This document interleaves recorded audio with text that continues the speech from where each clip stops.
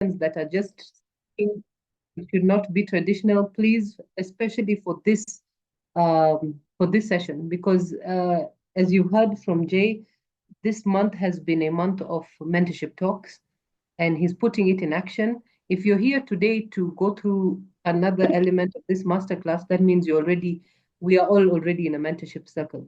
I'm mentoring right now by giving this. Jay is already mentoring by like you said, having his team be part of it, having this platform and hosting this. So we are all part of it already. So please be very engaged. Let's engage with each other. Let's ask questions. Let's talk. I'll try to break the ice here and there, but let's just, not a traditional setting, please. So before we start, maybe by show of hands or in the chat, Faith or Jay, you can help me read out. Anyone here who has been a mentee or is a mentee or has ever been a mentor? Anyone? By show of hands or write it in the chat. Are you a mentee right now? Are you a mentor right now? Have you ever been in the past mentor or mentee? You can also just put on your mic and just speak. I can't see now. My screen is being shared. I might call out people. I can see Dan on my screen. Dan, have you ever been a mentor or a mentee? I'm a mentee. Okay, currently you're a mentee. It's your first time being a mentee? It's not my first time. I have several mentors. Okay.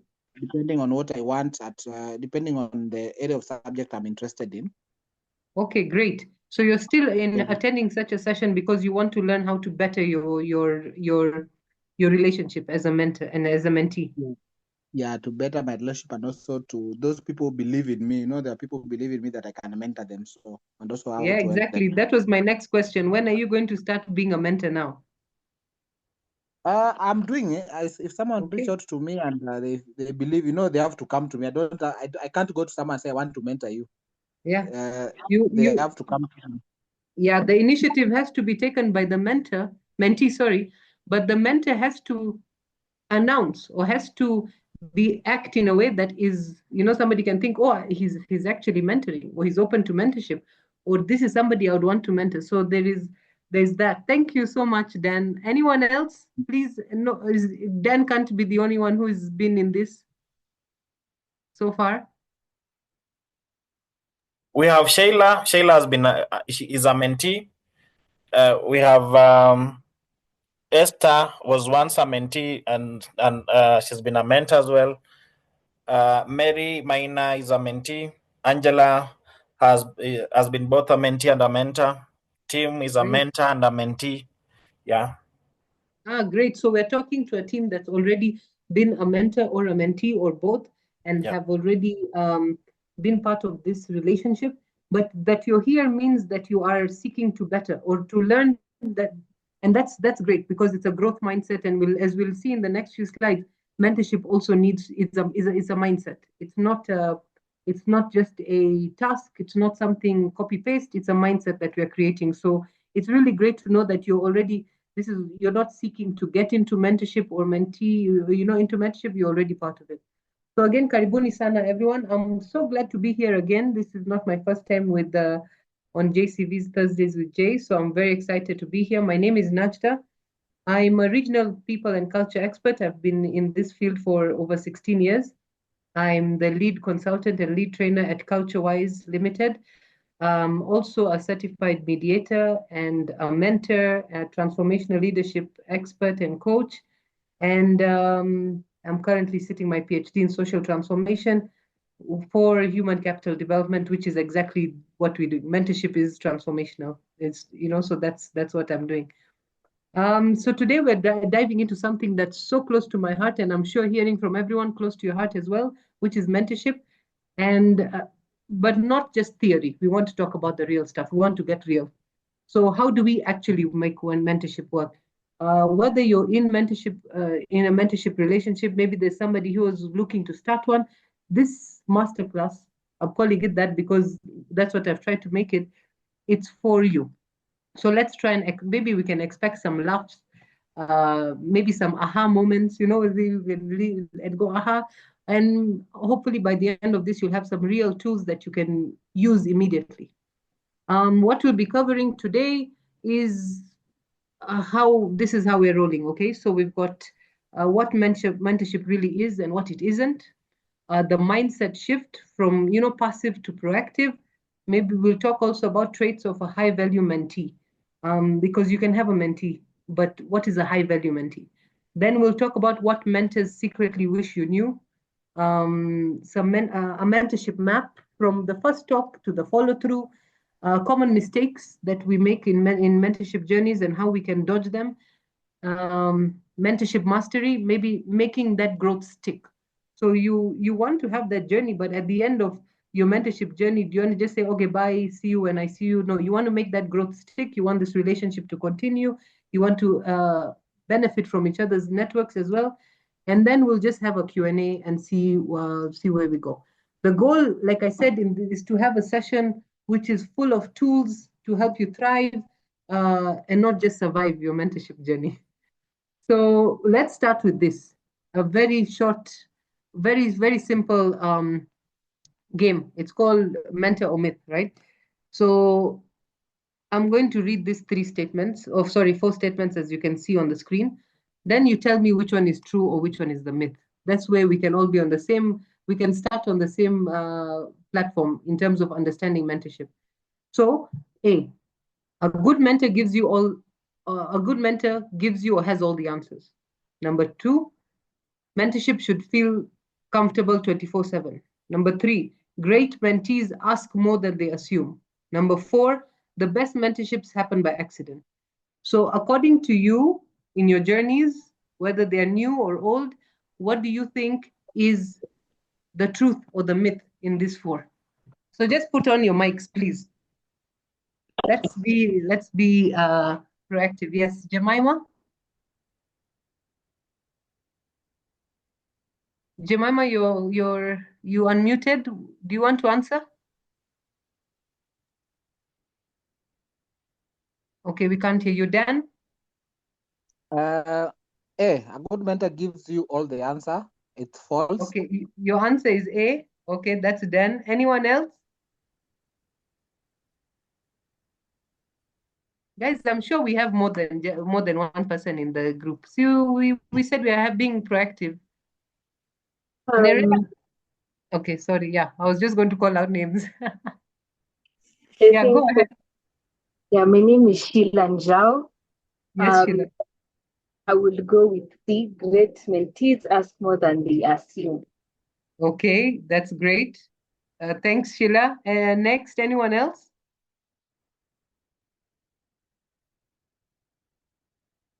I can see so many people. Noah, Sylvia, anyone wants to go? There are some that are responding on the chat. Elona says, "See, great mentees ask more than they assume." And then Frederick talks about the best mentorship happened by accident. Okay. So we have 2 people who said C, one said A, one said D. So which one is true? It is C, number 3. So here's why. Great mentees ask more than they assume. Here's why. Mentorship is it's not about spoon feeding, it's about exploration. And the best mentees, they show initiative. According to Harvard, mentees who ask for feedback, they bring clear goals, feedback and bring clear goals to the relationship, are 40% more likely to see career acceleration. So C is the answer. So basically, a good mentor does not give you all the answers. That's not a mentor. That's spoon feeding. So we don't do. Mentorship is not about giving you all the answers. Mentorship should not feel comfortable. If mentorship is comfortable, you're not being pushed out of your comfort zone. You're not feeling fear, a bit of scared. You can feel like somebody's support is there, but fear is good. That's how we grow. And the best mentorships do not happen by chance. You have to be able to know what you want, know who you want to be mentored by, and be able to go to them and say, I have been following you. I am inspired by how you work or what you do, and I would really appreciate if you could be my mentor. So you have to take initiative. You can't wait. Ask, propose, initiate, and that's how growth happens. So your answer is C. And it's good to know that there were various people answering variously. And this is just a very simple way to understand that mentorship is needs more demystification, because there is a notion of mentorship that is not true out there. And the more we have such conversations, the better we are to, the more we can grow. So what is mentorship and what is it not? Okay, let's break this down very clearly, because mentorship is, like I said earlier, the most often very misunderstood. Mentorship is a two-way driven relationship. Many times as a mentor myself, I've been able, and when I was a mentee, I know that it's always one way. When I was a mentee, I'm the one who put fully into it. Now as a mentor, I've had situations where I'm giving more than the mentee is giving. Yet I've spoken to many mentees who said, I'm giving more than the mentor is giving. It has to be two ways, because not only two ways in terms of how much energy we are giving into this relationship, but two ways in terms of we both can grow. So it's a growth-driven relationship at both ends. That means both sides bring something to the table: effort, intention, respect. It's not one way. All right. Another thing is it's purposeful, it's practical, it's personal. You cannot have if I have a mentee today and next year I onboard a new mentee, it's not a copy and paste experience. I can't. It has to be personalized. It has to be practical to that person and to your situation at that time. And it has to be purposeful. So if you're going to say copy paste, the same way to go, it can't work that way. It's tailored to you, your journey, your goals. And that's why by the time you're going to seek out a mentor, you need to even already understand what do I want? What is my journey? What is my goals? So if you are seeking a mentor, do you have the answers to those questions right now? Do you know what are your journey? What's your journey look like? What are your goals? Where do you want to be? Who does your mentor look like? So sometimes you'll find a mentee coming up and saying, I want you to mentor me, but they don't even know who Najda is. What wakes me up? What keeps me up working till 2 in the morning? What keeps me passionate? And is because if a mentee comes to me, I'm hoping that that's what they're looking for. That's what they want me to rub off on them. So, and then of course it is focused on development, not dependency. And that's why it's not 24/7 has all the answers. No, it is development, not dependency. Your mentor is not there to carry you. Your mentor is not your counselor. Your mentor is not your mom or your dad. No. They're not there to carry you. They're there to walk with you while you do the work. This is very, very important for mentees to understand. You're doing all the work. The mentor is there to walk with you. It can guide you as a guiding light, not someone to do all the work. And so that is what mentorship is. Now let's talk about what mentorship is not. Like I said, it's not therapy or free consulting. If I have basically, it's not a hotline for solving every problem in your life. I had a mentee who would call me and say, my boyfriend's not picking up my calls. It's affecting me in the office. It was constantly. You have to be able to draw a line, have boundaries, both the mentor and the mentee, because it's not a therapy session. You can get personal, but it doesn't. You need to be able to have a boundary, and so it's not a hotline for solving all the problems in your life. It's also not a one-size-fits-all. I mentioned this before. What worked for someone else might not work for you, and that's okay. That's why it needs to be personalized to every relationship that you have with a mentee or a mentor. And let's be honest, it's not a magic wand. Getting a mentor doesn't mean your life, your whole career it's now going to magically become, all rainbows and roses. No. Just having a mentor won't transform your life. And many people think, oh, I have a mentor, so now my life's going to transform. It's not. Using that relationship well, that's what makes the difference. So when you understand what you want and you have communicated this clearly and you're both on the same boat, that means now this relationship that you've created, you're using it well. That's what makes the difference, not just having a mentor. So many people think when you have a mentor, your life is now sorted. You will now go from receptionist to CEO. It's not a magic wand. It's a lot of work and a lot of dedication that goes into it. So let's talk now about the mindset. If you remember, I said it from the start, and that's what's brilliant about every one of you that's here in this call right now. We heard it from the start. You've either been mentees or are mentees, and you're either already been a mentor or you're seeking to be a mentor. So being able to come into a session like this once you've already had those relationships means that your mind, you've developed that mindset. So it's a mindset shift. It's not just a title. Being a mentee or a mentor, it's not just a title, it's an attitude. You need to be able to work on that attitude, create an attitude that exudes. Somebody can talk to you and feel, I don't know if anyone has had an experience where a mentor has actually approached you and said, I want to mentor you. So it's not a mentee coming to a mentor, it's a mentor coming and watching you. Sometimes people can be so brilliant, and that's why mentorship is not a title, it's an attitude. The right attitude will have a mentor even walking up to you and saying, I want to mentor you. So let's start with the mentee. If you're in that seat right now as a mentee, here's your role. Come with questions, not just complaints. Many times mentees just complain, my boss is like this, my job is like this, I hate my job, I hate my timing. It's always complaints. No, come with questions.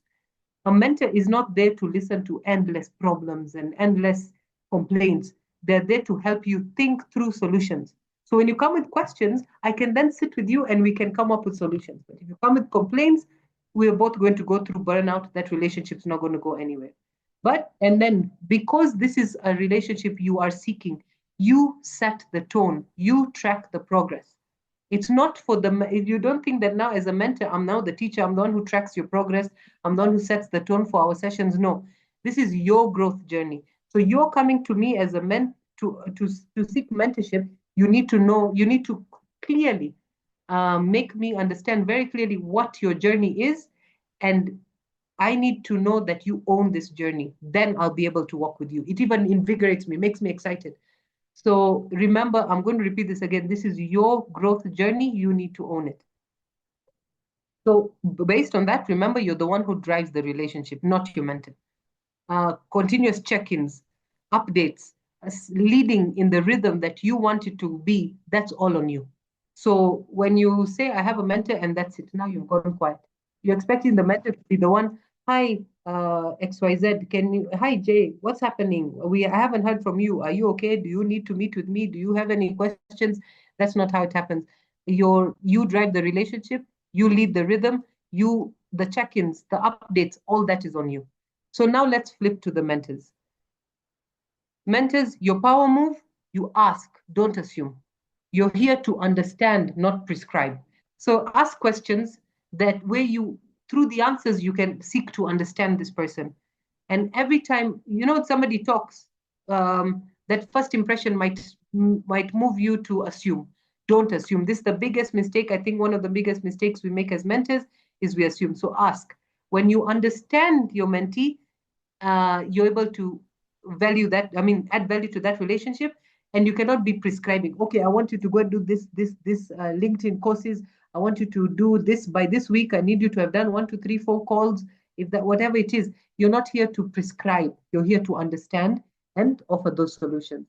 So you've also got to give space and you give challenge. So when you've set the tone, for growth, you've set the mentee on the growth path.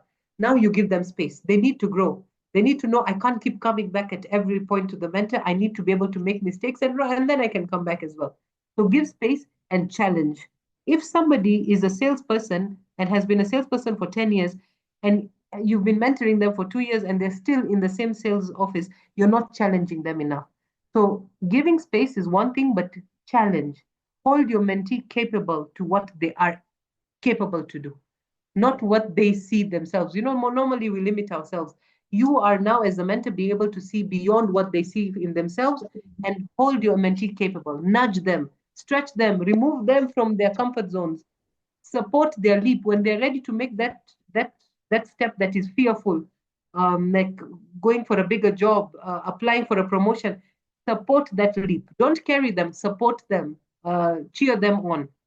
But once you start carrying them, they're asking you to write emails or check all their emails before they send it, check their resignation letter, that's spoon feeding, and you're carrying them, and what you're creating is a dependency, and so you will not be able to transform this person. You're just creating a codependent relationship.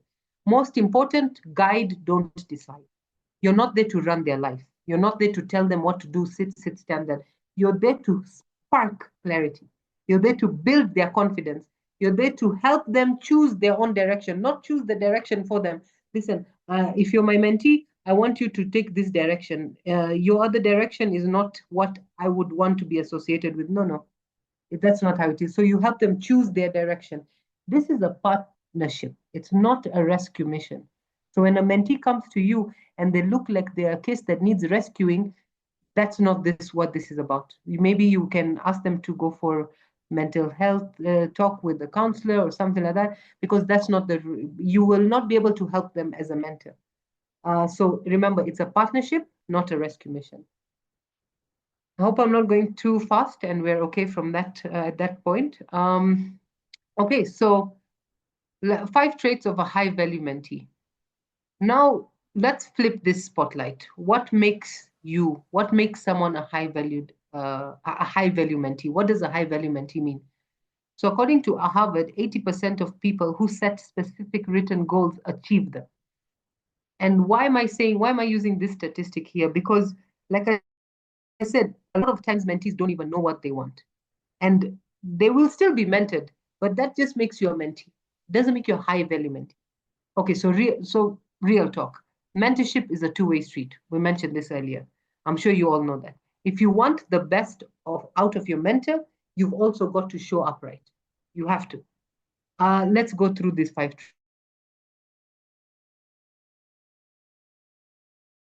How many times? I'm sure if you've mentored, I know you've said, a few of you said you've mentored in the call already. If you've mentored, you have already come across the defensive mentee. They tend to be defensive. No, I'm not like that. When you tell them, listen, I think you seem to be there. No, I'm not like that. Feedback is not criticism. If you're going to get into a mentorship relationship and you are defensive and you do not like feedback, then it's not for you. You are not ready. As simple as that. Feedback is not criticism. It's a gift. If you have been favored in your lifetime to have somebody who gives you feedback on how you work, on how you talk, on how you interact with people, it is a gift. Count yourself lucky, because that means somebody is watching you and cares enough to tell you you're doing this wrong and you're doing this great. And if your first instinct is to explain yourself or argue when you're being given feedback, you'll miss the insight. You'll miss the growth opportunities. You'll miss direct feedback on what can take you from here to there. And so breathe, listen, reflect. That's the only way growth happens, through feedback. So number 2, follow up, follow through. Many times, and I've been a victim to this as a mentor, you don't ghost your mentor. Even after they've given you their time, they've given you dedication, they've given you effort. Don't ghost them. Don't say, I'll try that, or I'll do this another time, and then disappear. Great mentees report back. They take action. They close the loop. They don't just leave. We've had this discussion today. There are a few tasks you're supposed to do. Now we are not closing that loop. You don't come back to me. You don't report back. You don't follow up. You just disappear. Many times sometimes bad habits, okay? Sometimes it's because you feel like you've been over-challenged, so now you're scared. Come back, report back to the mentor. Say, I know I'm stuck here. This is why. That then allow the mentor to be able to restructure what they've asked you to do or how they've asked you to grow. But if you're able to, go quiet, I'd say definitely you can't ghost your mentor. And if you feel, it's just about communication. Follow up, follow through. Next would be respect time and effort.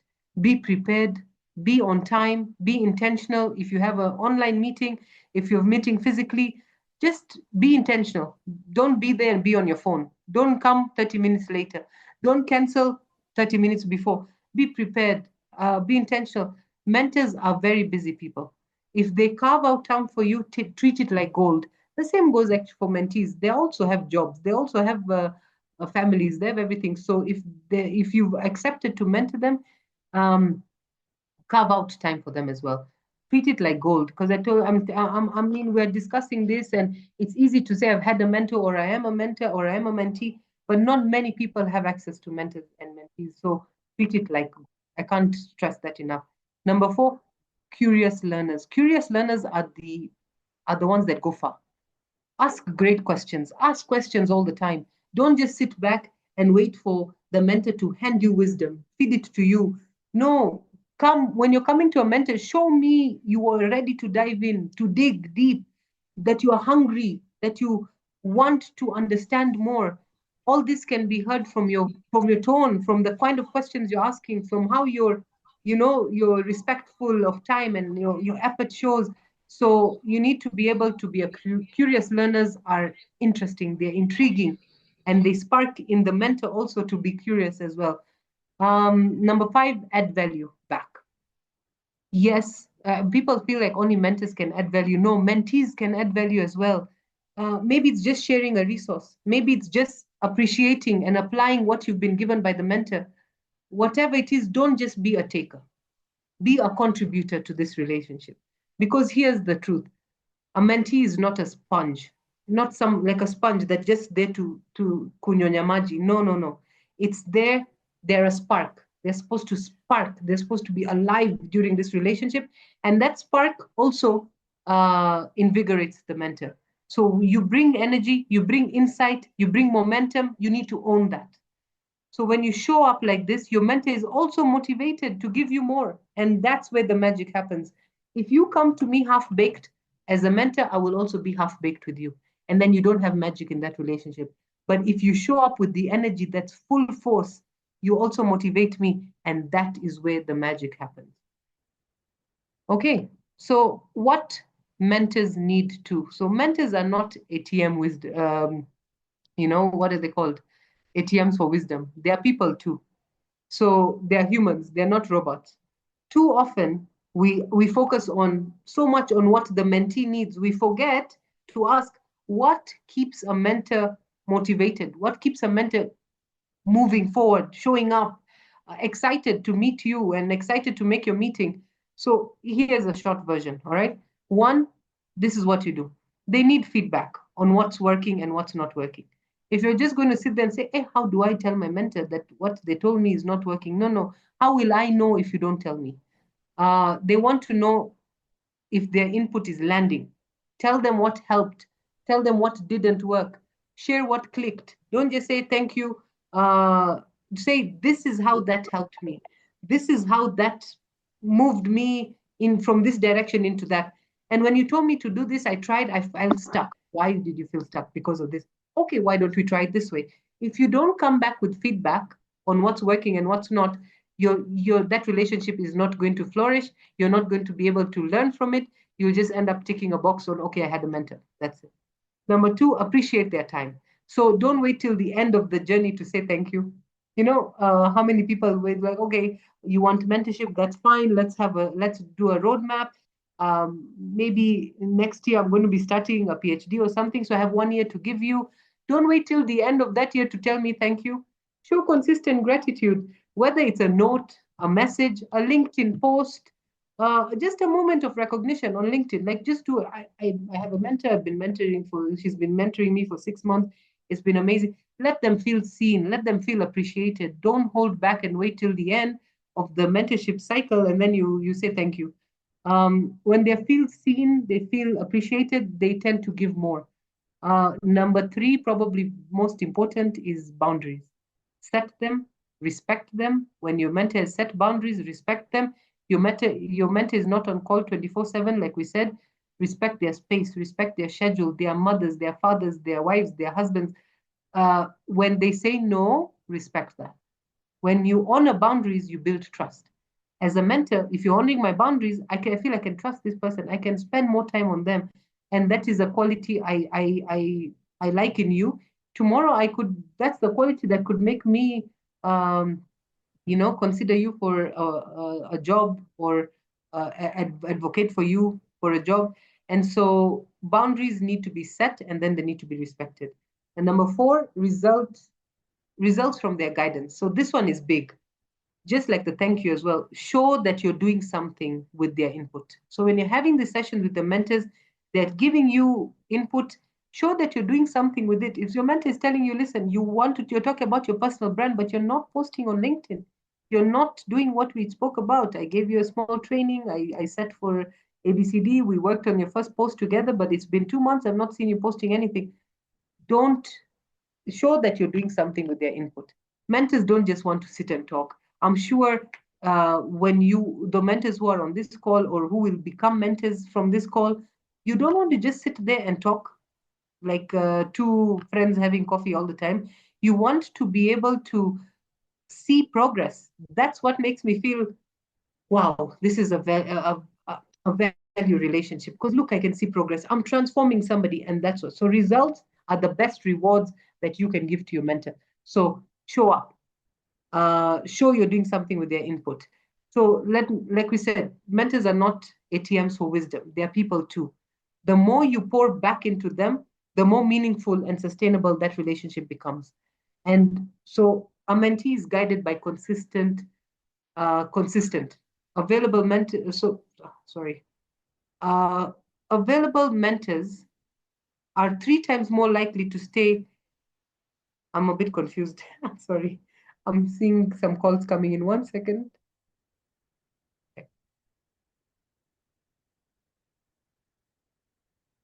Are we together? I'm coming towards the end of the slides. I hope I'm still legible and everyone can hear me. Yes, we can hear you. We can hear you. All right, so mentorship map. How many of you who, you don't need to answer, just maybe thinking about it out loud. We've all been mentees at some point. Some of us are mentors now. How many have actually set before the relationship begins to set a mentorship map? And so let's talk about structure now, because many times it doesn't happen. It just, okay, I'm a mentee, okay, let's meet and talk. And then you just decide, okay, this is what you're going to do. If you don't have a structure in the beginning of this relationship, it's bound to fail before it even begins. Every great mentorship needs like a GPS, the GPSs that we have in a car, not to control the journey, but to make sure you're heading somewhere meaningful together. You need to know that this is the roadmap. We are going to head to this goal, and this is what's going to add meaning to both our lives. This is how we will grow, and this is how we'll be able to be successful. So you don't want to control the journey. That map can change. It can be guided to somewhere else. You could start here, going towards the right, but you're veering towards the left, that's fine. But that map is what ensures that you are heading somewhere. And that's important, not just alone, together. When you've set and created a roadmap, that just means you're both on the same page. If the mentee sets the roadmap themselves and the mentor assumes and is not asking questions, you'll both be heading you'll be heading in opposite direction. The key word here is not just that you're heading somewhere meaningful, the key word is together. And so 5 steps you probably should not miss in your mentorship map is 1, set a shared purpose. We both need to have, like I said, if a mentee comes up to me, it's probably because they've seen something in me that they also want to emulate, maybe. One of the things. And so this could be our shared purpose. Start with why. Why are we doing this? What does success look for both of us? Very important for the mentors. We normally tend to look at what success is for the mentee. But you can say, what is success for me as well? What does it look like for both of us? And this alignment sets the foundation to the relationship. If you don't have that alignment, you could lose interest as a mentor. You're like, okay, I'm pouring out a lot, but I'm not getting anything from this relationship. Number 2, agree on check-ins. So don't leave the next connection to chance. Like, oh, we will just meet when we meet. It doesn't work that way.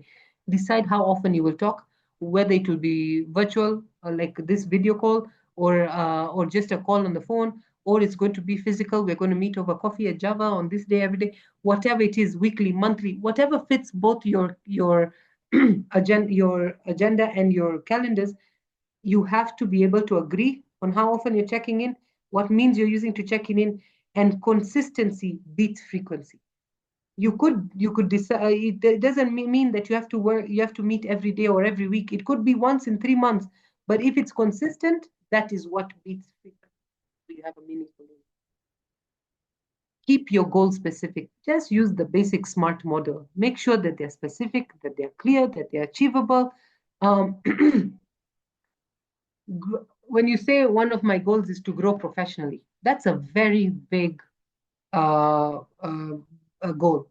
Grow professionally, how, where, why, when, in which means, in this. But if you say improve my leadership presence before my next promotion review, that is a very specific goal. So you don't say grow professionally. Say I want to develop or I want to improve my leadership presence before my next promotion review, and that is what we can work towards. Now that's very clear. Be very sharp with your goals. Be very clear with your goals. Something that you can is achievable. It's realistic. You can set a time to it and you can achieve it. That's extremely important. So just apply the SMART model to setting your goals. Now the next one is reflect and recalibrate. Once you set this roadmap, it doesn't have to remain that way for the duration of your mentorship relationship. It can be recalibrated. Pause, review. Is this working? You can ask each other, is this working for us? Yes, it is. Okay, great. Let's see how we can add value to it. No, it's not. Okay, let's review. Mentorship is not a script. It's not something, like we said, copy paste. It's not a script that it has to work this way. It's a dialogue. You adjust it as you grow. You're able to take feedback from each other and realize what's working and what's not working. Extremely important to reflect and recalibrate and understand that the journey is not going to be linear. It can look like a winding snake. That's fine. Just the fact that you're recalibrating means that you are giving feedback. And then, most importantly, celebrate wins. Don't just chase the next goal. Take a moment, recognize progress. When the mentor is able to see a mentee progressing, maybe I've attended one of your public speaking and I celebrate it. Then the same way around. Take that moment to recognize progress. Milestones matter. Momentums build when you celebrate. So it's not just at the end. If it's a 1-year mentorship program, it's not just at the end you're saying, "Yay, you did great. You've grown so much after this year." You know how old school performance appraisals are done in companies where you just wait. There's this 1 month of dread every year to do performance appraisals. Instead of doing it throughout the year, consistent feedback after every project, after every success, after every task. And so when you do that, that momentum builds when you do celebrate, right? So bottom line, growth is always better with a GPS. You need a roadmap. The map won't make the journey perfect. The journey is never perfect. It has to be it's a growth journey. It can't be perfect, but it keeps it powerful. So do not overlook the importance of a mentorship map. So a small game time. I hope we're still all here and we are engaged, switched on the call and are having dinner. It's an Easter weekend. So these 3 scenarios, okay? I want you to be able to tell me in the chat or switch on the mic. Actually, that's even better. What is the problem and what would you do? So scenario number 1, your mentee always cancels last minute. What would you do? What's the problem and what would you do? Anyone, just turn on the mic and give us. What's the problem with scenario number 1 and what would you do? Anyone, please don't make me call out names. I know it's a Easter weekend, but we are all here. We're giving time. Let's. Anyone? Hi, Najda. Hi, who's this? This is Anne. Anne, yes, Anne. Yes. So, the mentee could be, maybe they're non-committal, so they're disorganized. So maybe they realize they also have conflicting engagements, but that's just disorganization. What would I do? I would want to try to understand them, and if it is persistent, I just call off the program until they are ready and then we can continue. Okay, great. So I think that's the important point with what you read is understand them. So I assume you would understand them by asking, seeking out why is this an issue? Why are you always canceling last minute? Maybe they'll say they have a sick mother. Maybe they'll say I didn't have, something. Maybe there'll be a valid reason versus. So again, that was a good feedback because you're not assuming. You have sought the time out to actually call and understand what the situation is. And I like that you said you could cancel the program because if the answer to what you sought is I just got too busy. I forgot. Every time I forgot, I didn't put it to my calendar. Then you are setting a boundary where you're saying my time is precious and yours should be too. So I'm going to cancel this program. And when you're ready, we can always, and if I'm available, we can always pick this up later. So thanks, Anne. That was a great response. Anyone else? What do you think about Anne's response? Would you do it differently? If not, somebody can switch on the mic and tell us about scenario number 2. Your mentor keeps rescheduling and gives vague feedback. So as a mentee, what is the problem and what would you do? Can I go? Yes, Dan. Yeah. So in this case, this is an art of patience.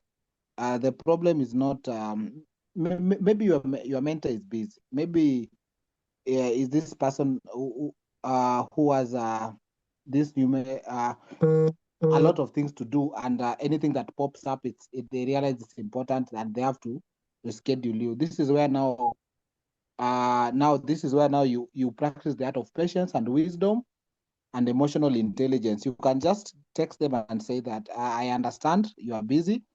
Will you please let me know what time works for you, so that it doesn't have to be about you. It's you because you as a mentee, you are the one who need help, and you have the burning desire to be mentored. You can be flexible enough to accommodate their time, and that is what I will have done in this scenario. Okay. I agree with you somewhat because, but if you remember, we said this is a two-way street, right? So if the mentor would not take such behavior from a mentee should not also be just, accepting such behavior from a mentor. However, you've rightfully said it's the mentee that seeks out the mentor. So the difference in the scenarios would be the mentee may show more patience, which is a good thing. I like that you've raised the emotional intelligence, very important. However, it is also important for boundary setting for the mentee as well as the mentor. So we've talked about boundary setting for the mentor. As a mentee, you also cannot keep getting vague feedback or rescheduling for 1 year. You've lost 1 year. And that is time in your career path. Maybe you were seeking mentorship so that you could grow. Had the mentor told you that I cannot give you time at this time, maybe I'm going through something personal or work is too much, then you would have sought out another mentor. So it would be good to just add on to what you're saying is you would then give yourself a time limit. Okay, listen, I'm going to try for another 2 or 3 times. And then I will respectfully communicate that there has been an issue with this, and it seems at this time you do not have your diary will not allow you for ABCD. I will check in with you later on. However, my career trajectory would call for me to seek another mentor. You would communicate it in a way that is respectful, but also one that has maintained your own. Remember, the respect is both ways. So anyone with a different opinion than what Dan and I have said on scenario 2? Because this is a tricky one. Mentees tend to take a lot of, sorry for, I don't know another word, but a lot of trash from mentors mostly. So I'd really like to see if there's anyone else with another opinion on scenario number 2. Anyone? Okay. And scenario number 3? Somebody else? One last person, please. You've had 3 meetings, but maybe I can add on the scenario number 2. Yes, sure. Caroline? Probably I'm thinking if the mentor keeps rescheduling and gives vague feedback, maybe the relationship is not aligned in the sense that you have picked a mentor that is not maybe is does not understand your line of growth or your visionary growth that you want to achieve with them. So probably in terms of understanding each other's path, or okay, the mentor doesn't understand the mentee, and maybe the mentee's way of expressing themselves or what they need to achieve is not clear to them. So instead of them being having that integrity and saying maybe this mentorship, this relationship is not working in terms of mentorship, they still pursued it. So in terms of alignment, because I believe that when you're having a mentor-mentee relationship, it should be a relationship of vulnerability in the sense that you're able to express where you want to go, and the mentor themselves, they should be blunt on how to grow you. Yeah. So misalignment. Great. My thoughts. Misalignment is probably the best way to say this. And that takes us back to what? The roadmap. That means you most probably did not sit down in your first ever meeting to set a roadmap, to understand what you both seek out of this relationship, how important it is, set some goals. Because one of the goals would be how important this is and the timeline in which you need to meet this goal. So if your mentor keeps rescheduling and giving vague feedback, is probably because they don't know what's happening. You're not aligned. Very, very key response there, Caroline. Thank you so much.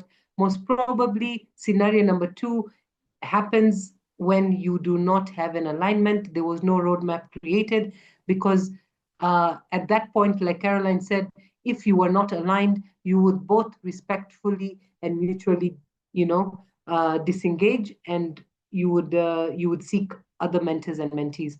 So great, thank you so much. Noah, you put on your mic. Did you want to say something maybe towards scenario number 3 or 2?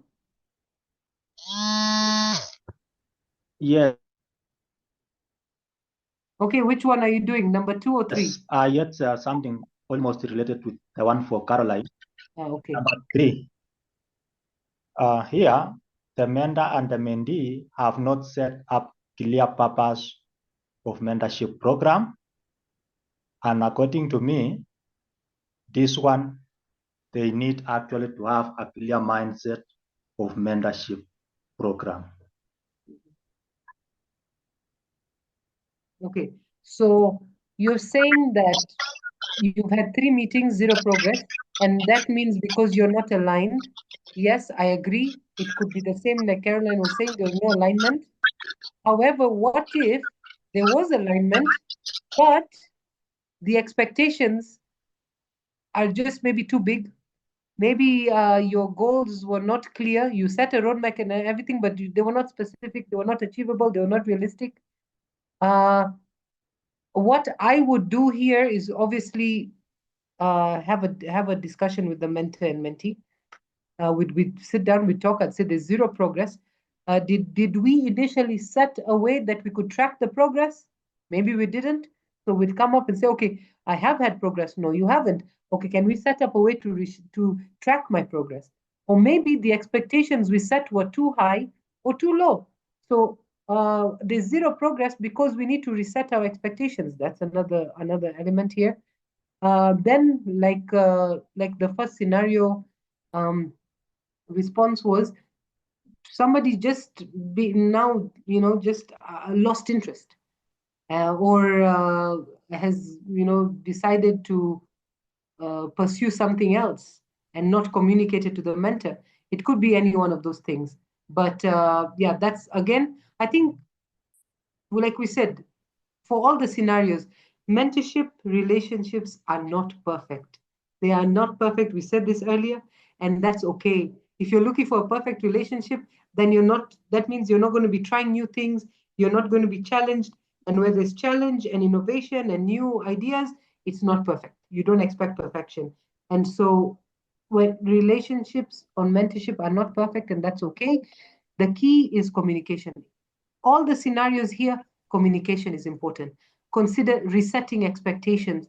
You are human beings. None of you are robots. None of you are ATM machines for wisdom or outputs. You need to keep it human. There needs to be the personal element to it. We are human. We make mistakes. Things come up in our lives. We get sidetracked. We change our minds. Things change. Trajectories change. Communicate, communicate, communicate. Reset expectations. Recalibrate.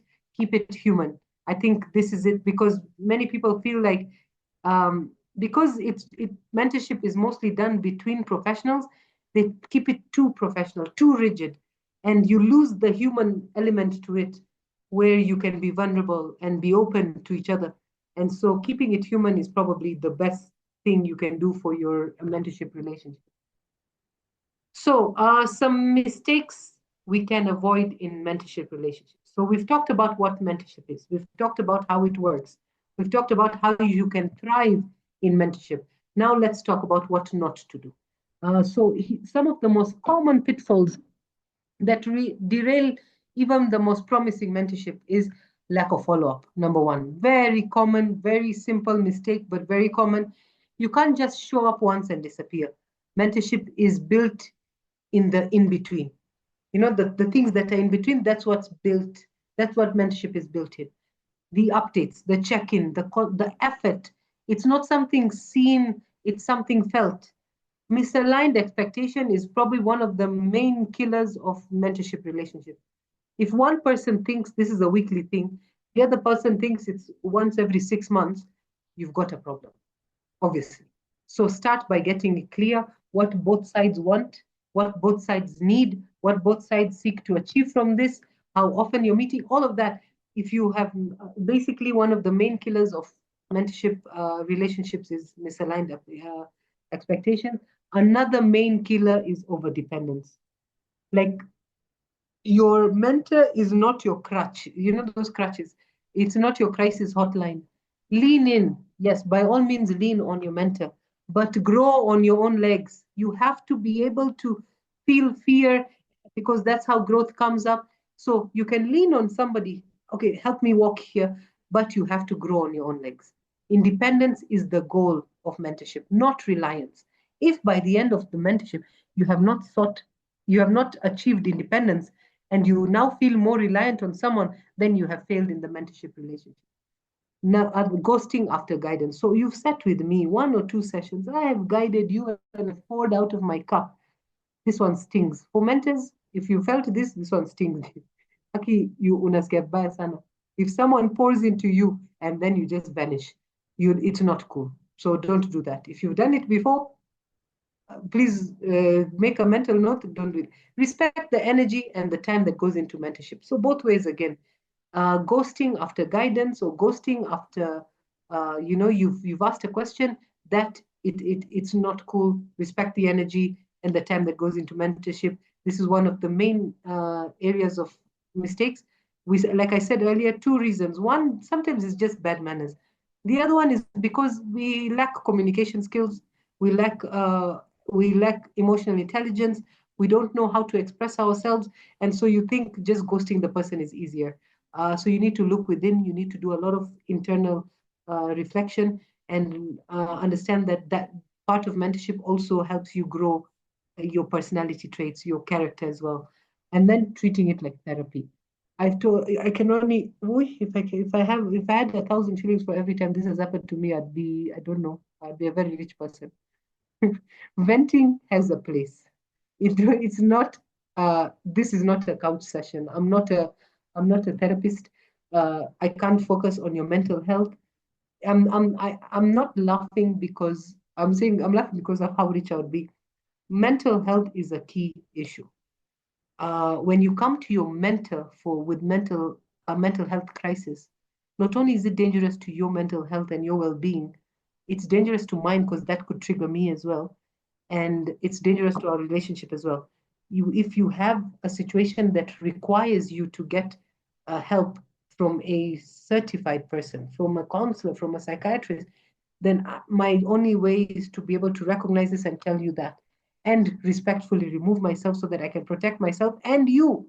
Because if I enable that behavior and then, God forbid, tomorrow you attempt to take your life, or you do something that extreme because of what you're going through, this is where, and they are, trust me, there are many mentorship relationships that have almost literally gone off the brink just because we treat it like therapy.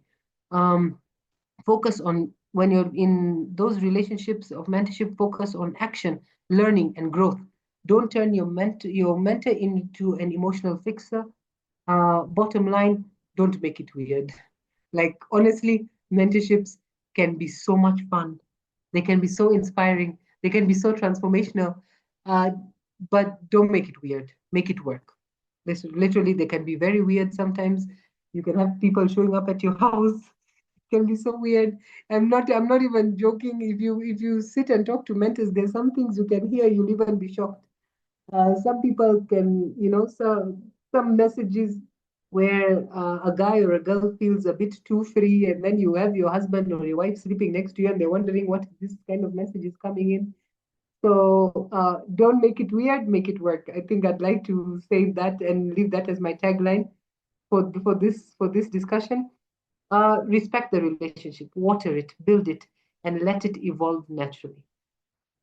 I think if we finalize by talking about the next level, we can't finish this masterclass without talking about how can mentorship, from mentorship to mastery. Let's always think of the next level. Let's always think of how can we make this greater, because mentorship is not just about chats and check-ins and ticking those goals off. It's about turning that relationship into real world results. So here's how you take mentorship, take it from mentorship to mastery. Share milestones. When something great happens, you landed the job, you aced the pitch, you grew in confidence from somebody who couldn't speak to somebody who's speaking in front of 20, 50, 100 people. Tell your mentor, let them see the impact of your input. This is how you take mentorship to mastery. Bring your mentor into key moments. Loop them in. When you have a graduation, invite them.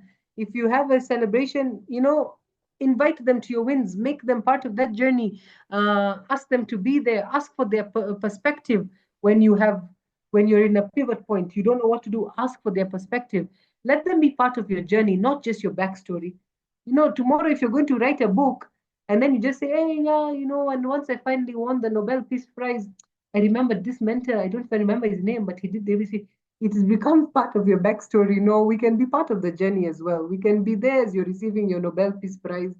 We can be a chapter in the book instead of just a memory in one sentence. I don't remember, but I had an impact on you. So let them be part of your journey. Pay it forward. If you can show, if there's anything, a mentorship journey, if you can prove transformation, and anything that can fulfill a mentor more than anything is paying it forward. When a mentee has been transformed by that relationship to a level where they can now mentor somebody else, you don't need to be a guru to mentor. And many people feel like you need to be the CEO of Kenya Airways for you to be a mentor. No. If you've been helped, help the next person in line. That's mentorship.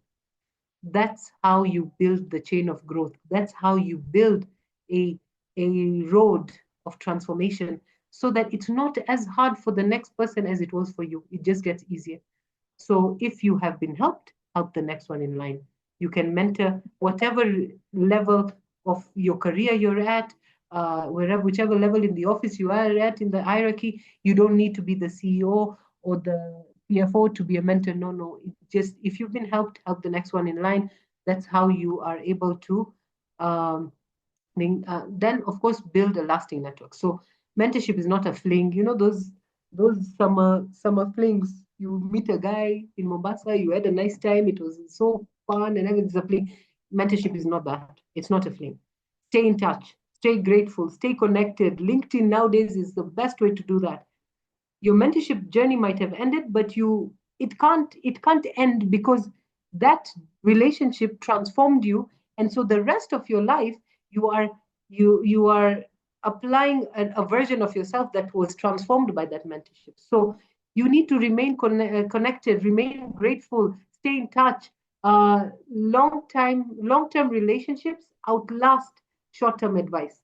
So you could always reach out to the person next time. They could reach out to you. It's just remember, it's not a fling. It's a long-term relationship. So that's why you need to be so intentional when you're entering a mentorship relationship, because it's not just a touch and go. So remember, the real win is the impact beyond the relationship. It's a ripple effect. That legacy, that's mentorship at its finest. So if you want to master mentorship, these are the things that you're able to do, so that you're moving it from mentorship to mastery. Okay, so let's land this plane. All right, we're done. In conclusion, at the heart of all of it, mentorship in action comes down to 4 powerful drivers. Clarity. Know what you want. I've stressed this enough. Curiosity. Keep asking, keep learning, keep exploring, be curious, be, alive. You want to learn, you want to be inquisitive. Connection. Build genuine, respectful relationships. Don't seek 10 mentors. And then just because you want to be mentored by 10 different people, you're not being authentic then. Be genuine. Build relationships that are respectful. So 1 instead of 10, you probably have more impact from that. Commitment. Show up, follow up, grow up, follow through what you're doing, grow consistently, make sure you're able to see a growth in this journey. And if you get those 4 right, then you're winning. So my final message to everyone, be bold. Don't wait for the perfect moment. You have to be able to create it. So that's why we say mentors, you don't come upon them by chance. You search for them, you seek them out. Be grateful. Every mentor, every lesson, every step counts. So be grateful. And most importantly, be growth obsessed. Be obsessed with growth. Stay hungry, stay humble, keep evolving. You can't be the same person you were 5 years ago. You need to evolve. You need to keep being able to achieve the next and the next and the next, and grow up that way. So I come to the end. I feel like I've talked a lot as well. Thanks for showing up today again. I'm humbled to know that you are mentors and mentees, and you took time out of your long Easter weekend to be here to still grow. That means you're hungry. That means you are seeking that, hunger for growth, and I love it. So thanks for showing up today, for your time, for your energy, for your presence, for being so engaging. I loved hearing back from all of you. So I guess let's open the floor. I'm here. I'm all ears. Any questions, or even more importantly, any feedback or any thoughts you think that would add value to the discussion we're having today? Thank you so much, Najda, for that insightful presentation. We have a few questions on the chat section. Joachim, do you have a question?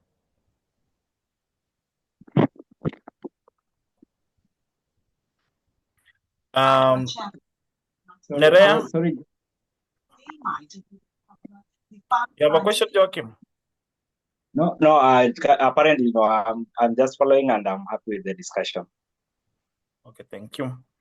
Now, Najda, I have a question for you here. Can reverse mentorship build trust and enhance relationship between the mentor and the mentee? How can it be applied, and who should initiate it? Definitely.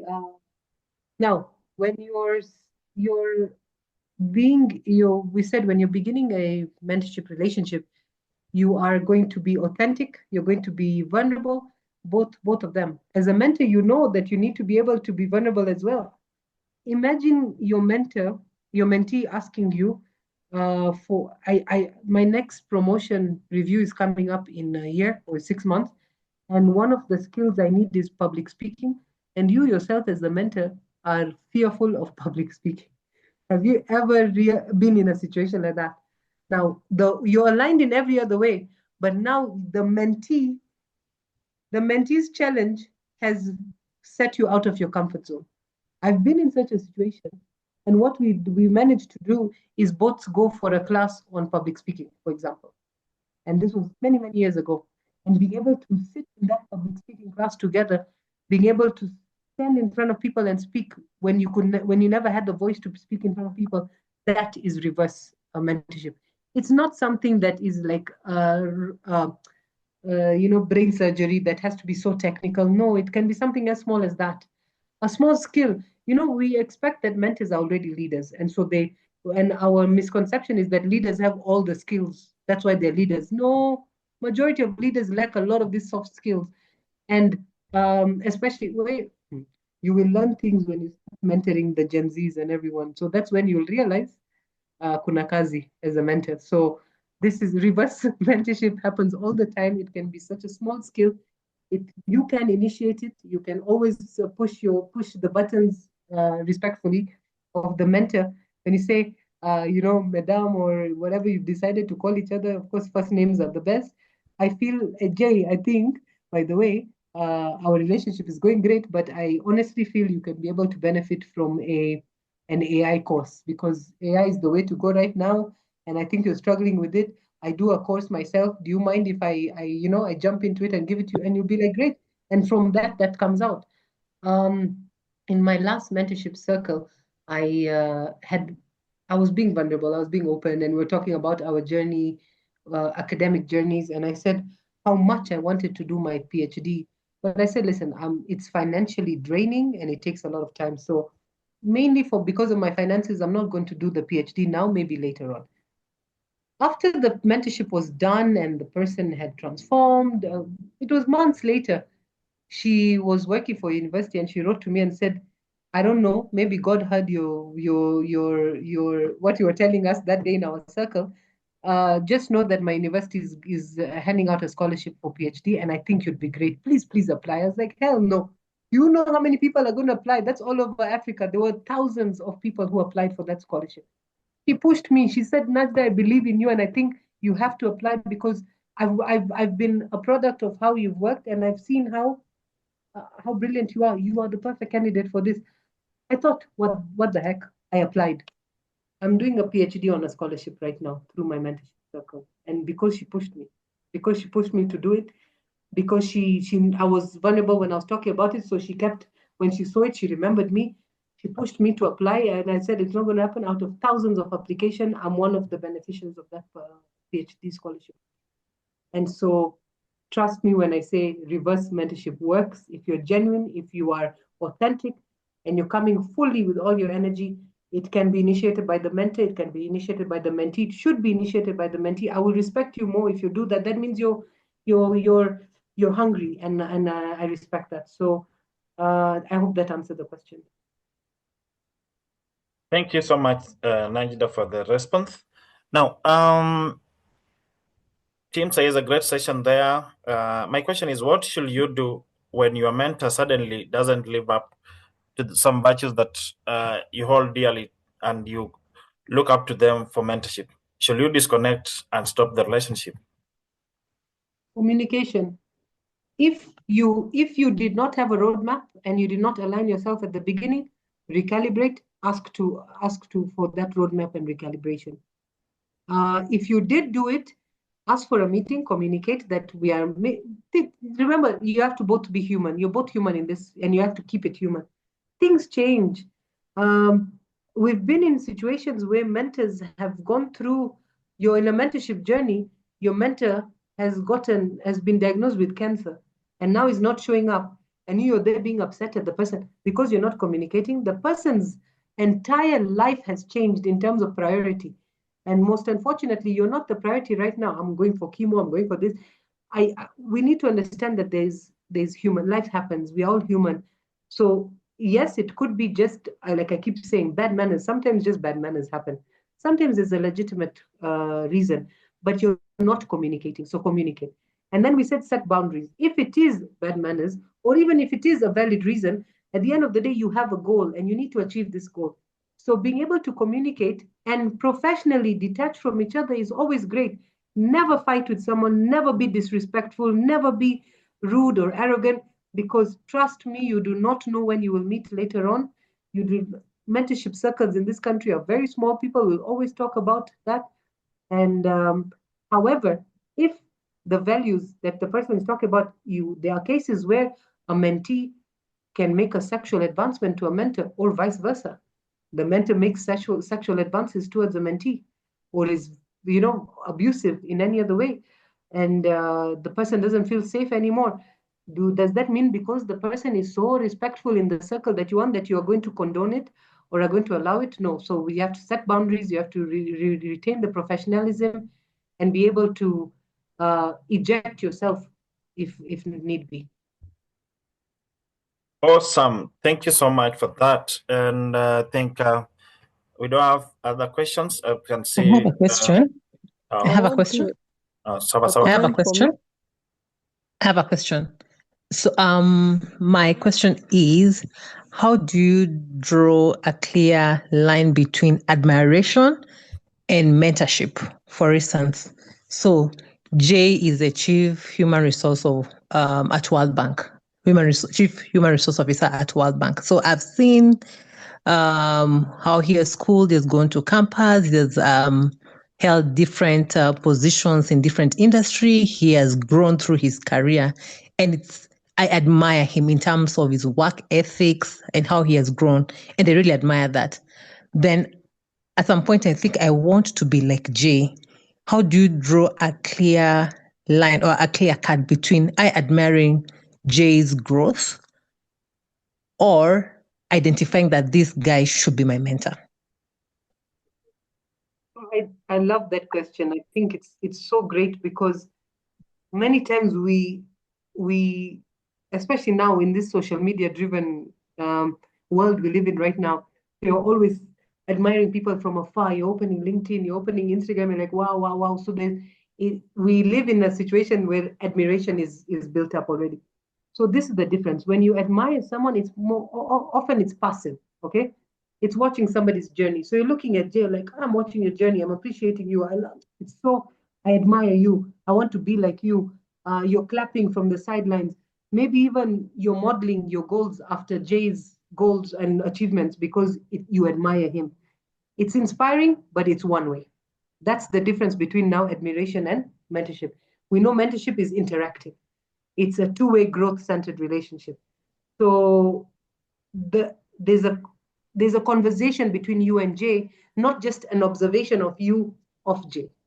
I hope that came out clearly. So you need to probably ask yourself, am I inspired by Jay or am I intentional? Am I having conversations that are growing me with Jay? So what's the difference here?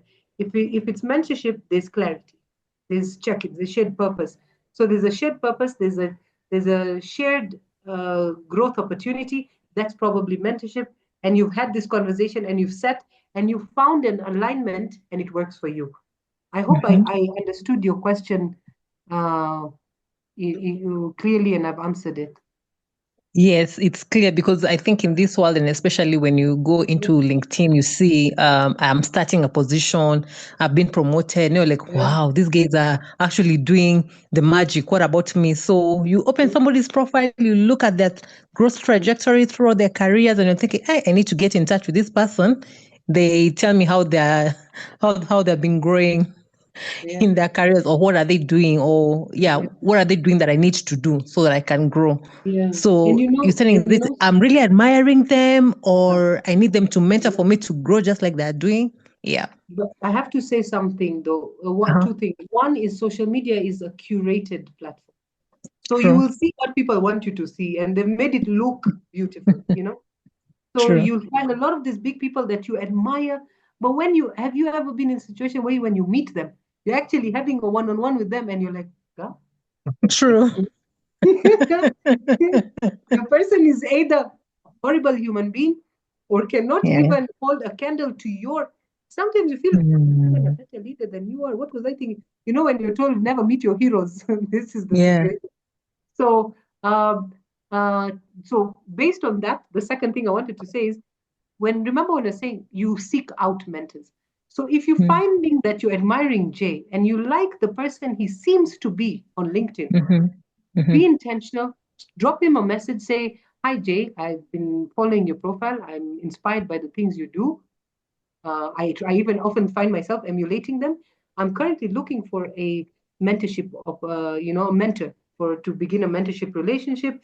And I'd like to buy you a coffee and, if you have some time, and let's discuss it. Because then you meet Jay and you realize, is Jay the person I am seeing on LinkedIn, or is the person he wants me to see? That's number one.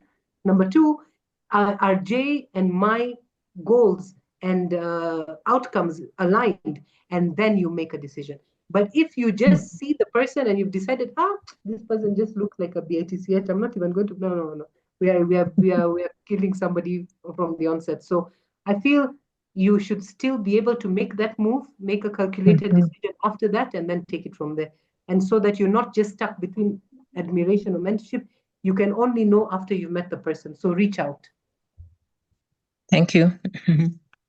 Thank you so much, Najda, for the answer. Thank you, Caroline. That has been an eye-opener to many of us. And I'm sure what Najda has talked about social media, sometimes you might mistake someone when you meet them in person. Is there anyone in the question? Anyone in the question? Maybe a last one? You can unmute and ask.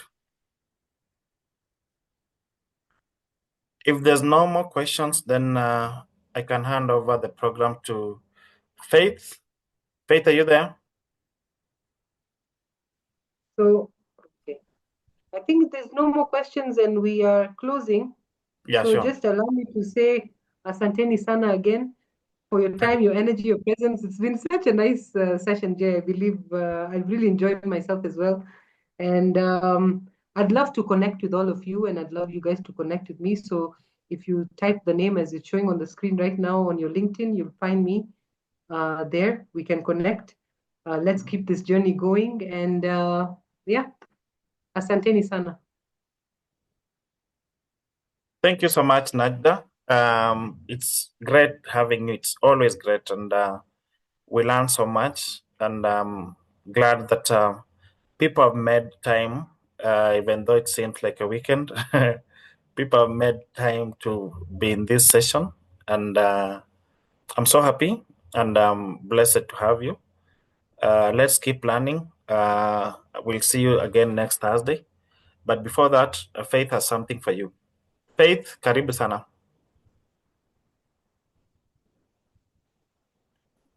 Faith, are you there? Yes, I'm there. Thank you so much, Jay. So maybe before we can leave, I have a few things that I want to share it with you.